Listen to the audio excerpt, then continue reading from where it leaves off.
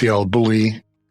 I just want to reach out to everyone in the crypto space right now and just talk about what's going on in the world.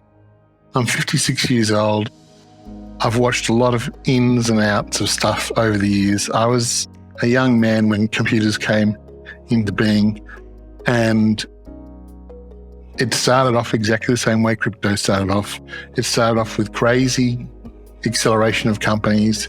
Things were very expensive. A lot of companies went broke, and then it settled down. And I was, 35-year-old sort of guy when the internet sort of had the big boom, and we saw Amazon not make money for 10 years, and everyone said that trading Amazon stocks was just insane, and why would you do that? And there's no way Amazon will ever make money.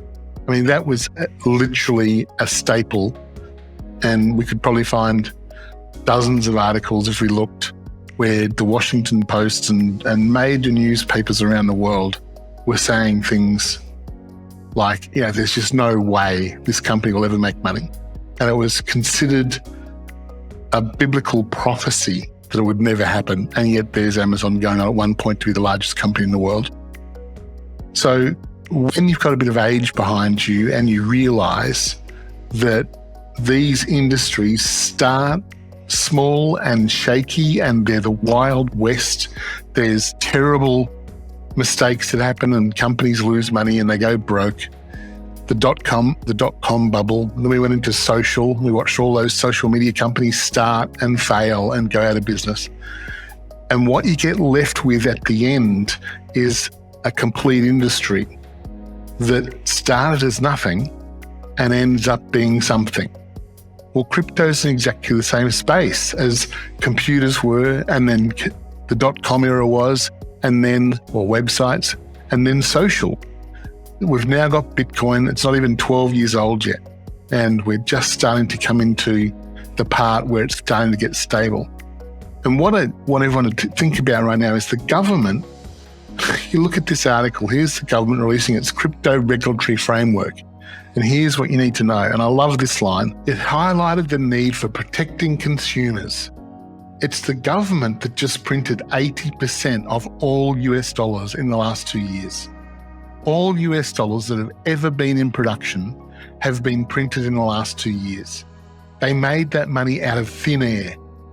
And the only people that benefit from that are the people that get paid in US dollars before anyone else. So government workers and the rich people that have government contracts. Everyone else has their actual money they have in the bank deflate by 80%. All right, so if governments want to protect consumers, please do that. Come onto a Bitcoin standard where there's only 21 million of them and it can never be inflated. I would love to see you do that. Anyway, I think it's insane what's going on. And people, remember, the governments work for you. We have this all backwards in our world, that we, the people, have no power.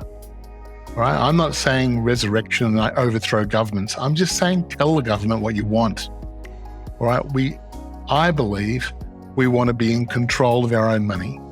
We want to actually know that it's stable and that anyone can use it and no one can shut it off. No one can debank you. No one can just say, no, not interested in giving you a loan, not interested in helping you get forward in life.